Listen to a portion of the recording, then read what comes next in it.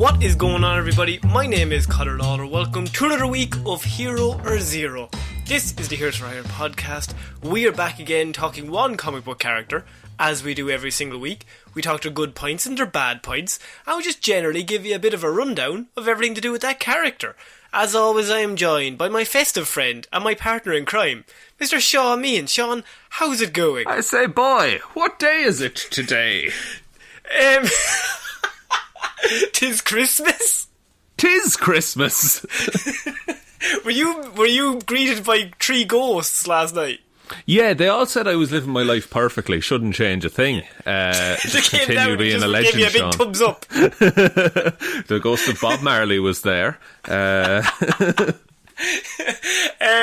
So yes, this is Hero or Zero. What do we do here, Shaun?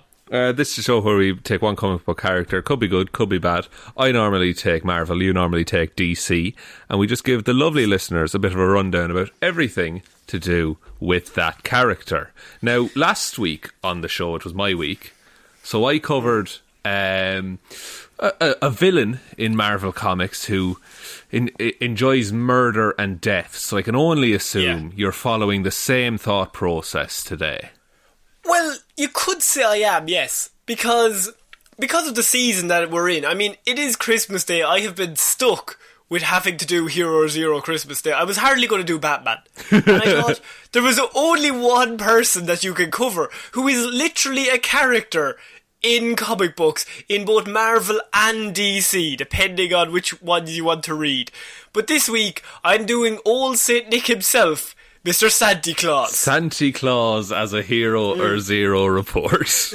It is. Now, a lot of this origin, Shaun, you might have heard before. but what I will say is that he has appeared in comics since the 1940s, in DC anyway. His first adventure was in Superman's Christmas Adventure #1 in 1940. Okay, it's a fitting debut for Santa, I would think. I think there's nobody better for him to be with than Superman, really. Because they're all about being nice and not being I think they're like the same level. You can't see Santa hanging out with Batman, mostly because it's like, oh, you have no parents, soz. That doesn't automatically put someone on the naughty list. It's the other things Batman does that puts him on the naughty list. It's the breaking of the bones and the guns. It's the guns. It's mostly the guns. So, Santa Claus, in the old tradition, Shaun, Santa Claus was thought of as a portly man, as we all know. He's got a white beard, and he lived at the North Pole, and he managed a colony of elves, who manufactured toys all throughout the year. Okay, it's all checking out so far. I mean, Santa used to be green, but, you know. Did he? Yeah, he was like, because it was all about like nature and shit. And then Coca-Cola were like, nah, our label's red. He's red now. That's good marketing, to be fair. That is how the pitch went. Yeah. And on the 24th of December every year, he would ride off in a sleigh, driven by 8 reindeer, to distribute gifts to children around the world. I mean, I will admit, this Hero Zero, it's very much going to tell you a lot of things you already know, but then I will cover all of the stories he has appeared in DC comic books, and one of them in particular is one of my favourites. Okay. So he maintained a census of which children were naughty and which children were nice, not Bruce Wayne, doling out gifts accordingly. This is the story that most children are raised to believe, but the true story of Santa Claus is steeped in mystery and conjecture. Oh, now there's a sentence no one expected to hear this December. You all are sitting at home thinking, wow, what a lovely time. But Santa Claus is a fucking dick. And I'm coming down hard on this side, because you'll see what's about to happen. Right, but I think someone's not getting presents next year. So I'm going to start his first appearance. Well, his first appearance that I will be covering is that he appeared in a story with John Constantine. And by the account of the mage Mr. Constantine, the historical Santa Claus was actually Agios Nicholas from Turkey in 270 CE. As an adult, Nicholas was appointed the Bishop of Myra, where he developed a reputation for performing miracles. Oh, okay. So So just a regular man who could do miracles at this point. Yeah.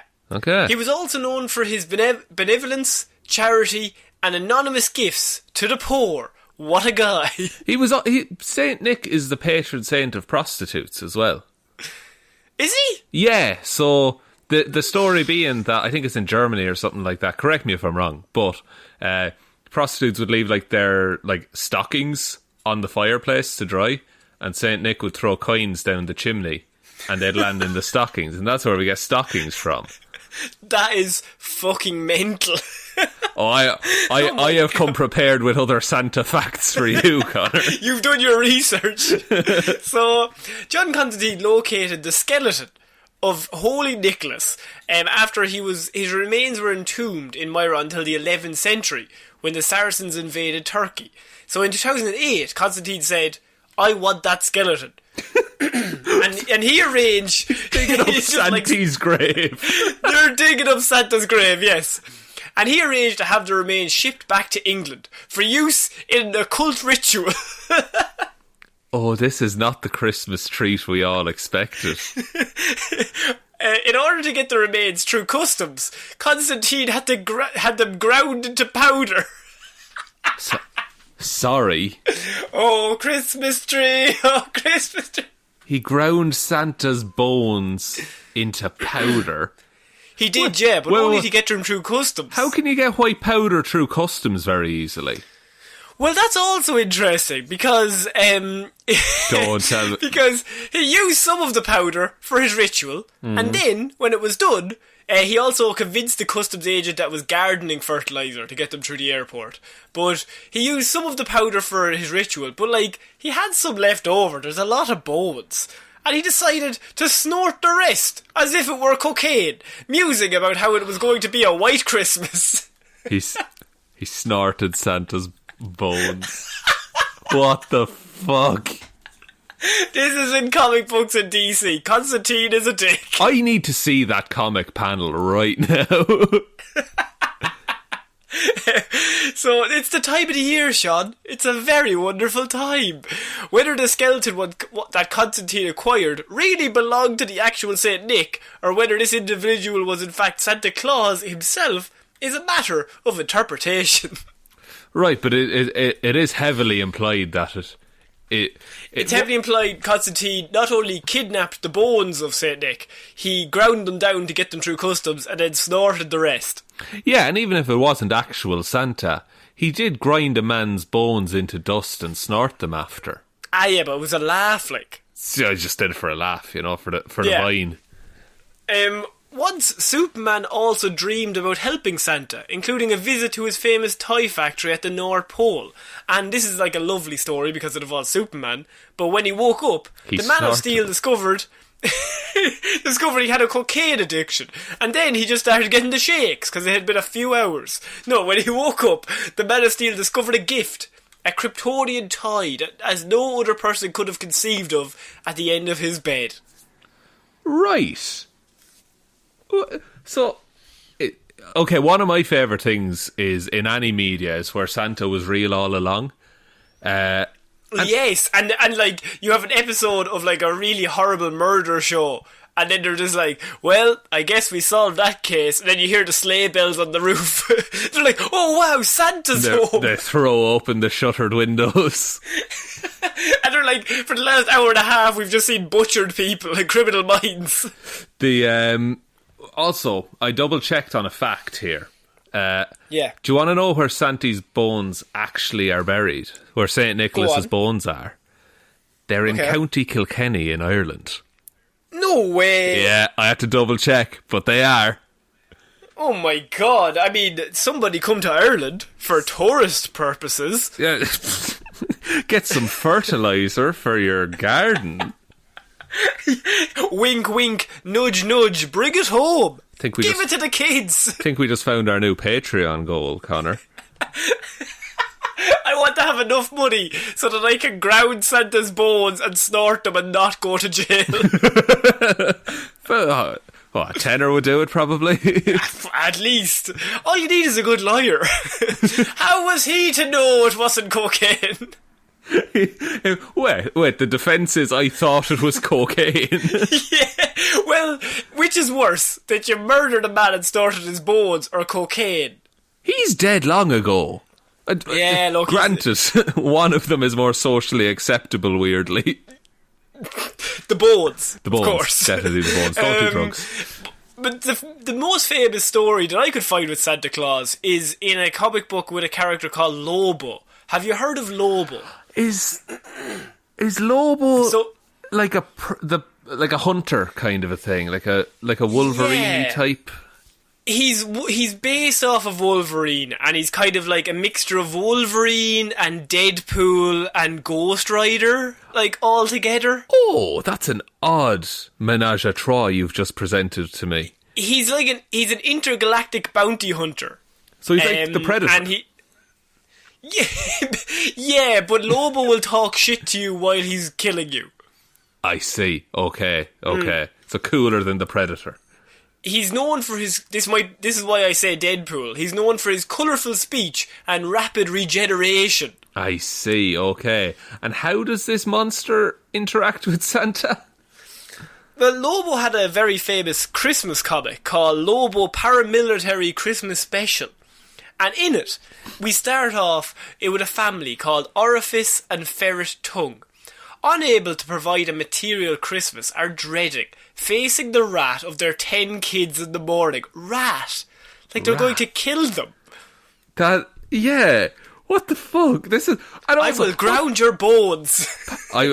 Is that our new threat? I will grind your bones. That sounds weird. I think if you said to somebody, I'll beat you up, and they responded with, I'm going to grind your bones and snort them, you back the fuck up. You certainly question what you're about to do, and you question the nightclub you walked into as well.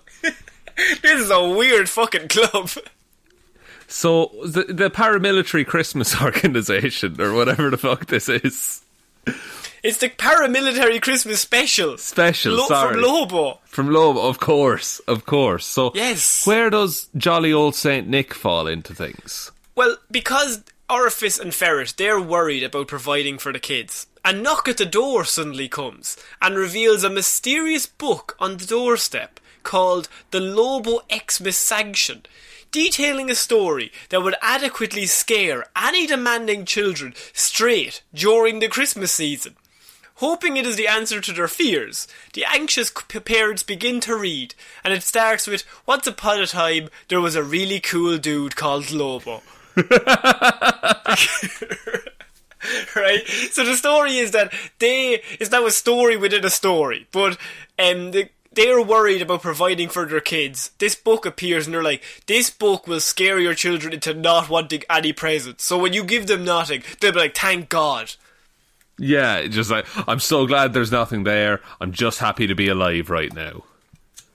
Exactly. So we start off. This is the story of the book. Lobo arrives at a drinking establishment. He's the hero of this story to meet with a client.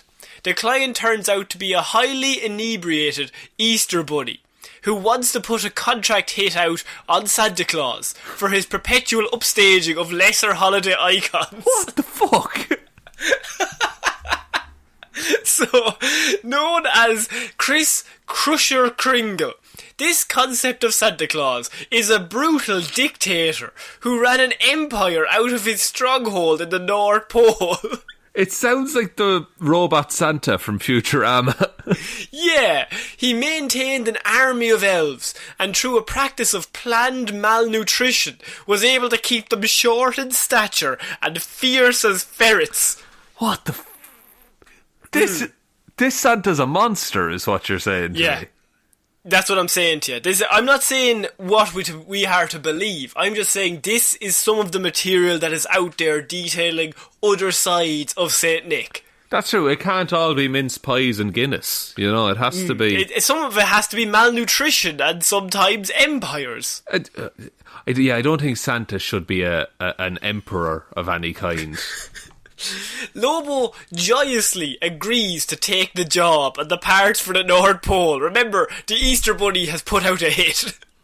Yeah, that's another thing. Is it an anthropomorphic, like, human-sized bunny, or is it one little bunny? It's a human-sized bunny. Right. Oh, I suppose how else would he drink? That is... How else? He's pissed, like. He's hammered.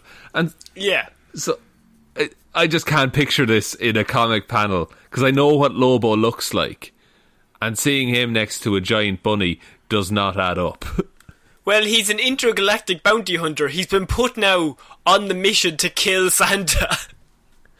Oh, and presumably he always gets the job done. Am I right there?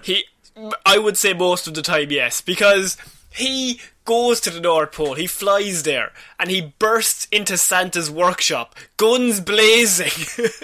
And sounds pretty naughty to me. Begins massacring the elves. Oh, not often you get massacre in a Christmas story. Some of the elves attempt to fight back against the naughtiest one, but they are only armed with pop guns. After turning the workshop... he's an empire, he's not going to give them fucking real guns. Just whatever you can make yourselves, lads, that's your weapon. They're just throwing fucking wind-up toys at him. Yeah, weird like 1940s toys that they still make every Christmas. Someone threw her like a rocking horse at him. Here, fuck you. Yeah, there's like several of them coming towards him in a little red wagon. One of them has to drag them along. Any second now, we're going to fucking get to you. We're going to sort you out. Why do we build it with one squeaky wheel for effect? After turning the workshop into a bloody mess, Lobo makes his way to the throne room of Mr. Chris Crusher Kringle. Chris Crusher Kringle sounds like a boxer. Yeah. If this Santa is not just like a tyrannical dictator, but if he's also like an incredible street brawler, this is the best Christmas you've ever given me, Connor. Well, I think the next sentence might be the best Christmas present you're ever going to receive. Because here we go. Santa is not the jolly, smiling old man personified in the traditions. However, he is actually a merciless taskmaster armed with razor-sharp shivs and accompanied by a gorilla companion named Kong. Oh my god. Happy Christmas. Santa's got, what, dual shivs? Dual shivs. And an attack gorilla named Kong. He's got dual-wielded shivs and a playmate, yes. Good. God. Yeah. Yes. That is what Lobo has walked in on here. Right, okay. And so, Lobo is an international bounty hunter. Surely even 2 against 1 he has this fight. Before Lobo executes Santa where he sits, he is coaxed into a fair fight by the bearded bastard. The bearded bastard. Kringle chooses the weapons and leads Lobo into the Elfomatic cloning machine, claiming there is more room to manoeuvre. The two brawl fiercely, and the fight is as messy as it is brutal. Ultimately, Lobo wins by decapitating Kringle with one of his own shivs. Exploring afterwards, Lobo finds Santa's naughty and nice databank and views the resource as an invaluable tool being squandered. Oh fuck, so Lobo is... Wait, is Lobo now targeting naughty children? He perceives the nice as weak, victims in the making, whereas the naughty he sees as potential competition. Manufacturing his own presents, he fills up Santa's sleigh with fucking bombs and flies across the world, raining them down upon sleeping town and villages. Oh my god, so he's just killing kids. Well look, they're gonna be... Yeah, but here's the thing. They're on the nice list. They're weak. They're victims in the making. On the naughty list, that's competition for the old assassin game. So there's no way to be neutral in this fight. You're either a threat or you're someone all to the save. Swiss children were perfectly fine. All of the Swiss children? Oh, yeah, they were all perfectly fine. They're neutral. Yeah. Classic. What do you think of Lobo killing this absolutely tyrannical dictator that we all know of him as, Santa Claus? It's odd, because if you had told me that any other tyrannical dictator had been taken down, I would have been like, fair play, Lobo, anti-hero of the year. But then, it's Santa at the end of the day, isn't it? It is. But he does have 2 shivs and a gorilla. Yeah, that's another thing. Where did is the gorilla ever explained? Or the gorilla was his roommate in college. Oh, could I have more of an explanation than that, please? That's all I can give you. What did he go to college for? To be a tyrannical dictator? That's 101? But what about the gorilla? What was he studying? How to get away with murder. Right, the TV show. Yeah, the TV show. He was studying the script of episode 1, season 1. Okay, and then they both moved to the North Pole with Santa as a tyrannical dictator and the gorilla as the muscle. Well, I mean, if you are friends with a tyrannical dictator, you would go onto his side, surely.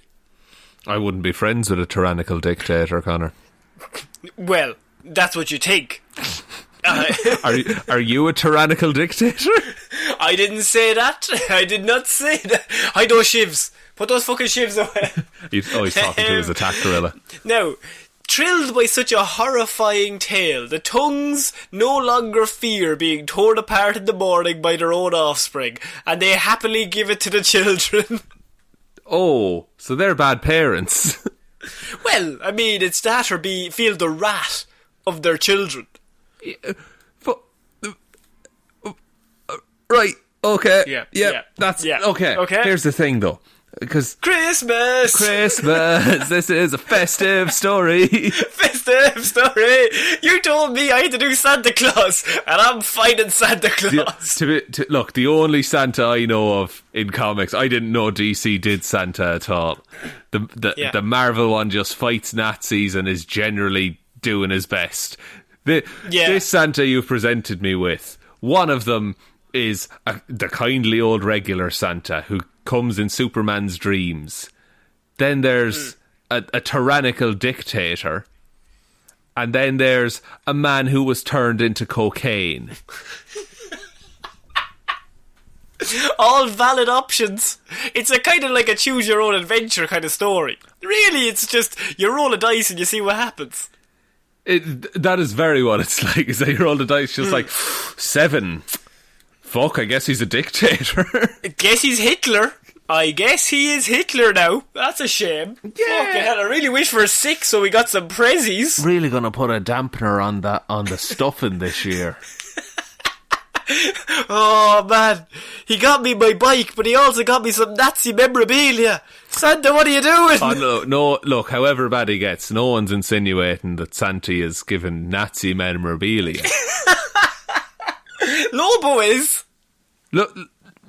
Lobo's giving Nazi memorabilia, or he's insinuating? He's insinuating it. Oh, well, look, he stopped that anyway by cutting Santa's head off.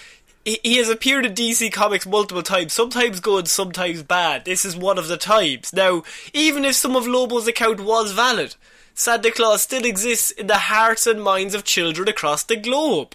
And he seldom interacts with members of the superhero community, but there are those such as Superman and Impulse who can attest to Santa Claus's existence. Okay, I mean, if Superman tells you Santa Claus is real, you're going to believe him, aren't you? There was also a small story called New Year's Evil that had Black Adam was he's kind of a good guy in this story. He's going to be played by The Rock in the movie coming up, but Black Adam normally a dickhead. But he was moved after hearing an orphan wish for gifts as Santa never came to their country.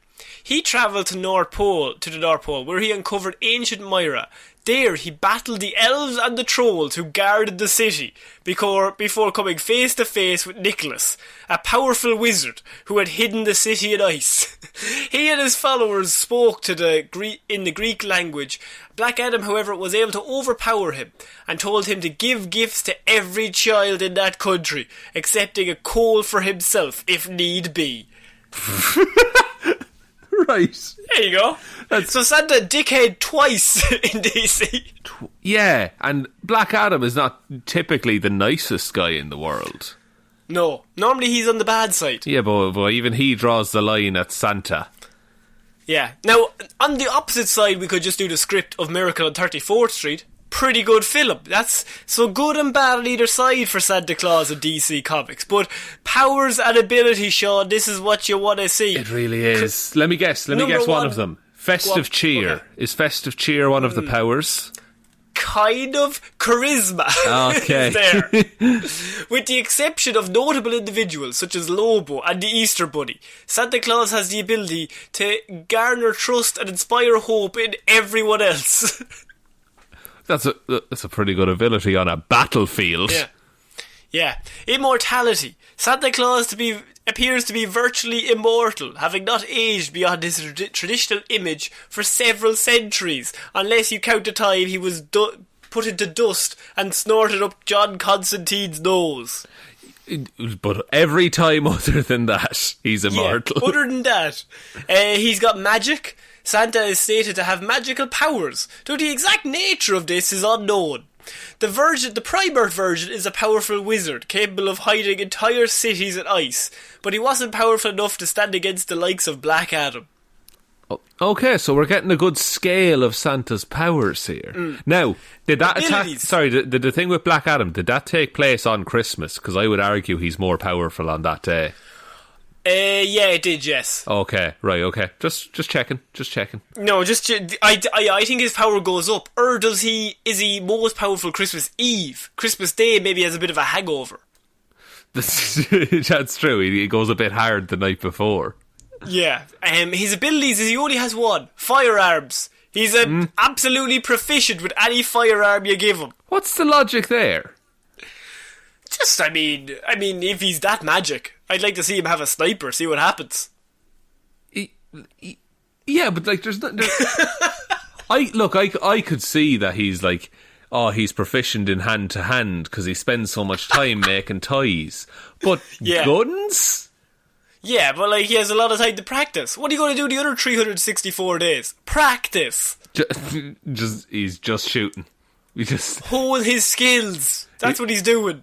Yeah, he practices the art of cannons, and surely he's just taking pot shots off the sleigh. Then, like at that birds. Stage, I mean, you might hit anything.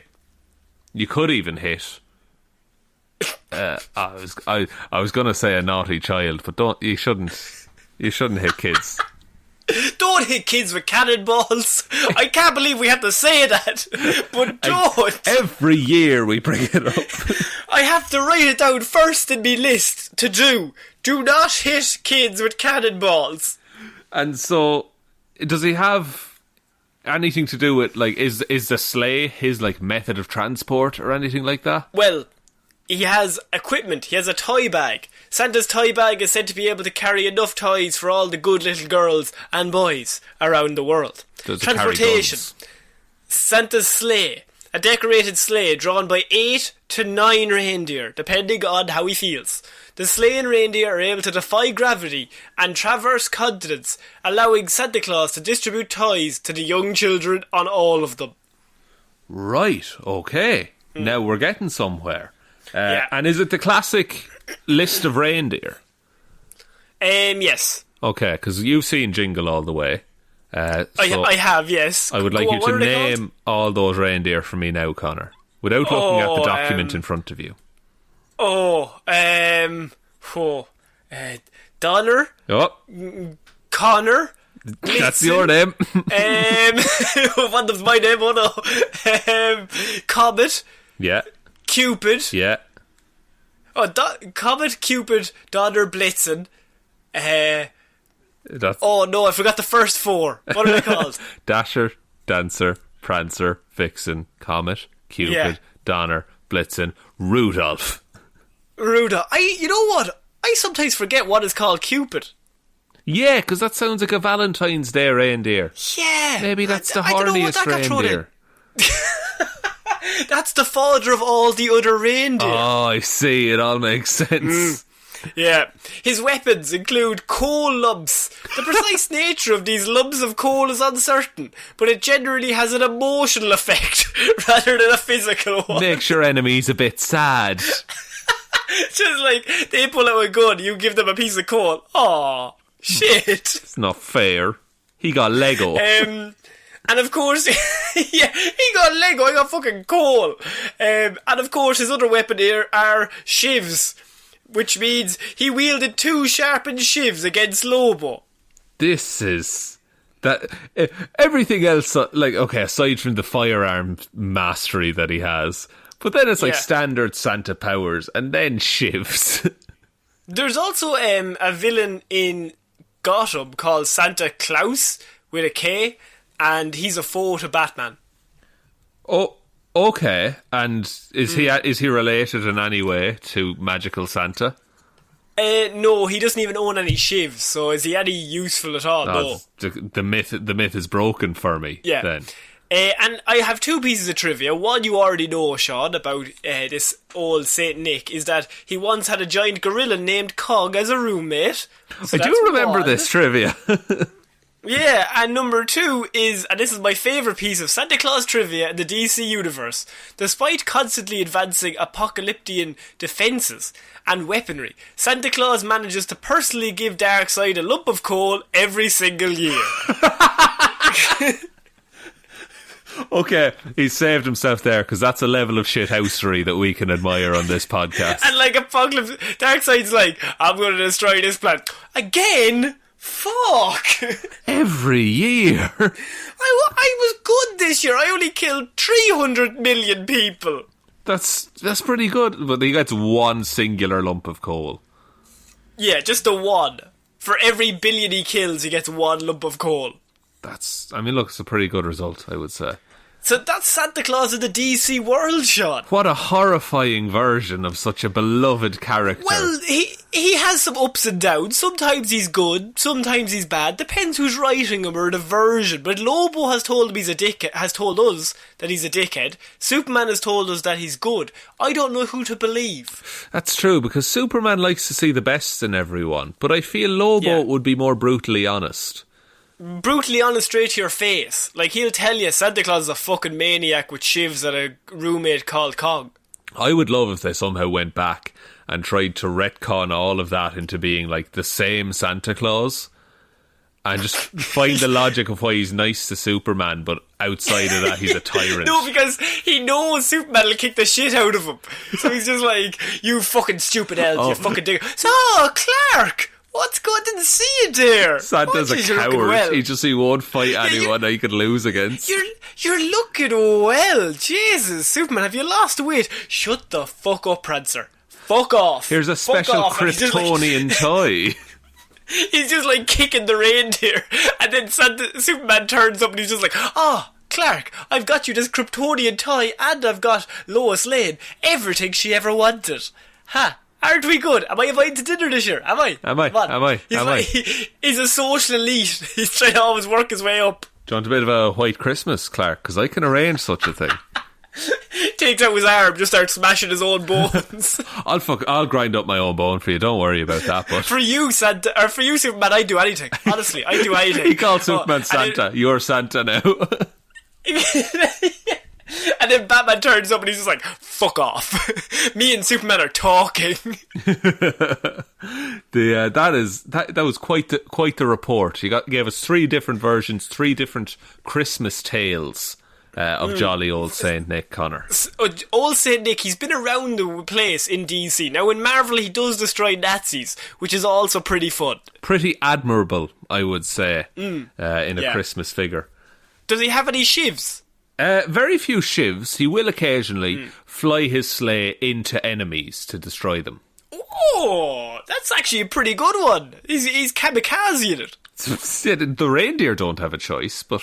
No, they're dead. They're dead on impact. But he survives. They take the brunt of it, and then he just lands on the corpses, you know. Sure, you just get another 8. Just rename them. Just fine. Fire up Cupid there. He'll have you some out in no time. He keeps Cupid at the back. You'll be the last hit, right? I just need 1 bit of you working. Right. Happy Christmas. Happy Christmas!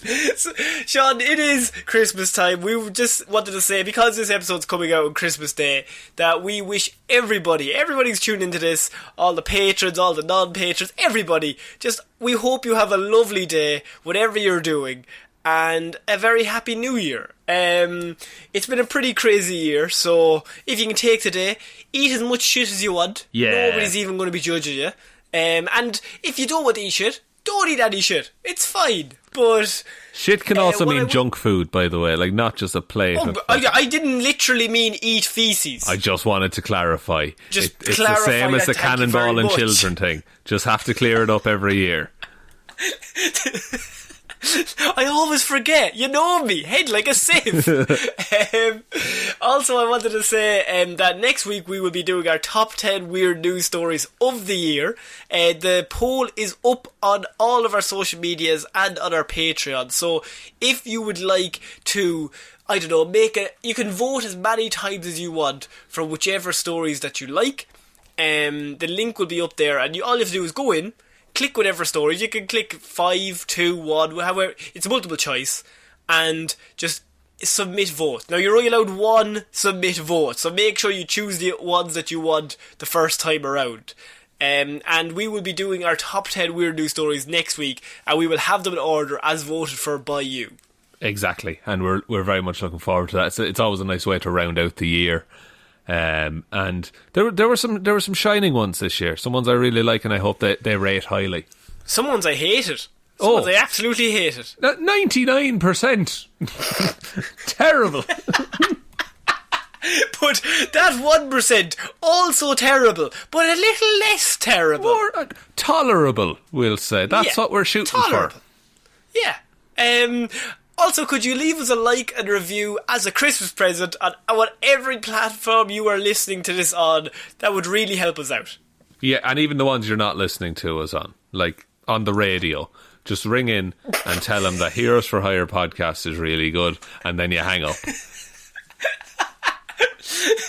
Also, the answer was Celine Dion, the winner of Eurovision 1974. Thanks very much. Okay, bye. Did she actually win Eurovision in 1974? If it was 74, that is a massive shout by me, but that is a guess. I'm taking 74. Come on, if we end the Christmas episode by letting me know how wrong I am. Celine Dion, Eurovision.